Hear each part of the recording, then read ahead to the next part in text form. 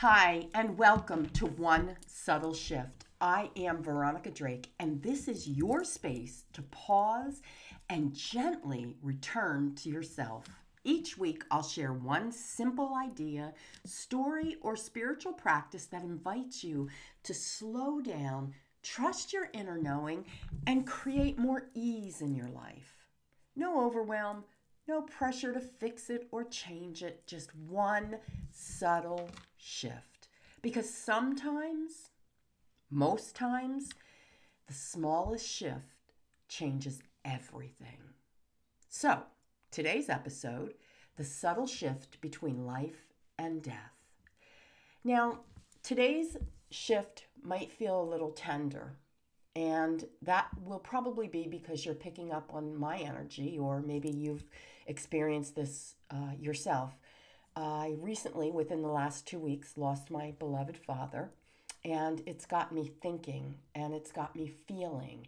And today I want to talk about that subtle, sacred movement between life and death, both the final breath kind of death and the small, everyday deaths that ask us, beg us, invite us to let go, evolve, and trust. So, before we begin, let's breathe together. I want you to take a deep breath in, pause, and then exhale.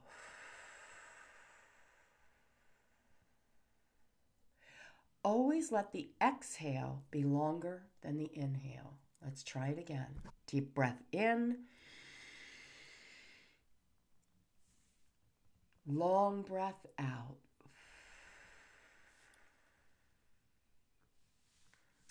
Let's begin with the literal. I have sat with a dying individual. Not my own father, but my father-in-law. I held space while the soul took its last breath. And what I've learned is this: death isn't loud. It isn't chaotic. It's quiet. It's sacred. It's a subtle unhooking from effort, from ego, from the body. Contrary to birth. Think about birth, whether you've given birth, witnessed birth, or have read stories about birth. Birth is loud, it's chaotic. There's a lot going on. Maybe not intentionally, but there is a lot going on. We're planning for a life to come in. With death, there's a softening that happens, a loosening of life, a reaching towards something beyond. It's a pretty easy thing, and I'd like to think that my own father had a pretty easy going. It's more like a dissolving. And here's the thing about death. We have experienced many, many, many versions of death. Think of it like this. The last time you outgrew an identity, a label, a definition, the moment you walked away from a friendship or a family member that no longer aligned with who you are, that's a death. How about the moment a child leaves home? The role of the everyday parent that you once served begins to fade. And what follows that? From personal experience, grief. And there's this weird stillness that includes the invitation to come in to what's next. I'm a firm believer that death is not the end. It's an opening, a doorway, if you will, into the moment that the caterpillar becomes the butterfly. It's this unrecognizable space, but it's motion, it's growth. I can remember a time in my life personally when everything felt like it was falling apart. My business, my sense of purpose, even the body that carries my soul felt unfamiliar. I kept trying to hold it all together, just pasting it with, well, lies and excuses until I just couldn't anymore. I couldn't hold on to what was not meant to be anymore. No matter how hard I tried, I finally had to let it go. I had to acknowledge that something in me died.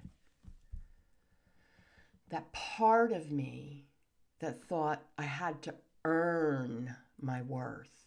The part that feared if I slowed down, it would mean I would fall down. Everybody would run over me. It meant that I had to give things up. But that's what I did. I slowed down, but I realized I didn't have to give anything up. I had to tune in. I had to connect to the energy, to the understanding that was a quieter, wiser, softer version of me. A more trusting, more vibrant, more alive version of me. Now, we often think of death as something to fear, right? When my own father died, I held his lifeless body. I didn't have anything in me except, I love you, I love you, I love you, I love you. It'll be okay, you're safe. I knew these things over and over in my heart. I saw death as a teacher. I began to ask myself almost that same night, what's dying in me? Is it a belief? Is it a season? This is the subtle shift. I went from clinging to control to allowing the cycle, from fearing the end to honoring the transformation. I saw myself as the control person that I was. I saw the cycles it was creating, and then I began to see a softer cycle, something that could be born and created without fear. And I was doing the same thing with my father. I was honoring his transition. I was allowing the processes to take over, the natural processes of death, of decaying, of dying.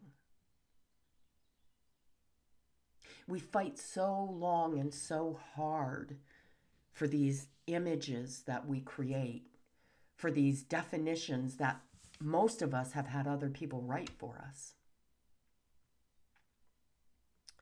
So the invitation I have for you this week, pay attention.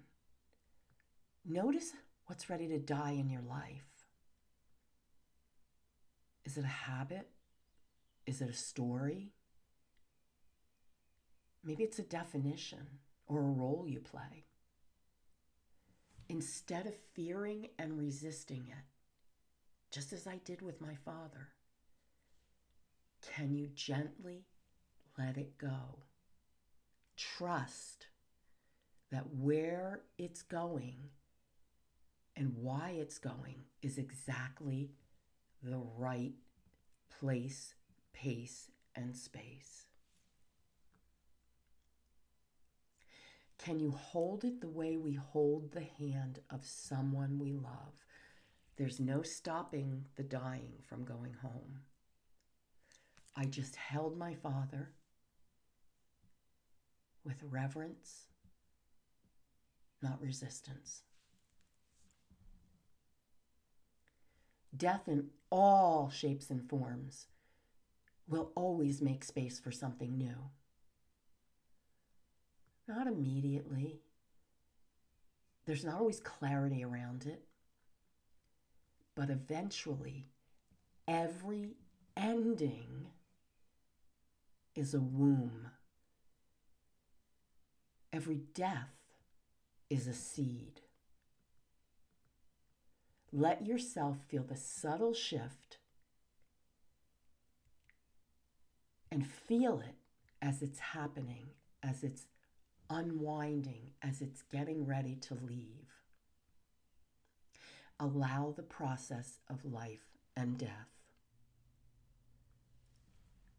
Until next time, take one breath and remember, you are allowed to let go. Thank you so much for joining me on this week's One Subtle Shift. If today's message stirred something in you, take it away with you. Hold on to it gently. Let it unfold in its own time. The trinkets and the whispers of wisdom will continue to flow into you. Your truth is always whispering to you. You just have to slow down enough to hear it. There is something in you ready to be released. Pay attention.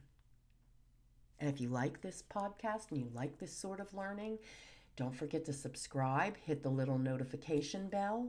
You'll get notified when there's a new podcast that drops. And please, you're all I have to share this. So if it's in your heart to do so, please share this with everyone that you think could benefit.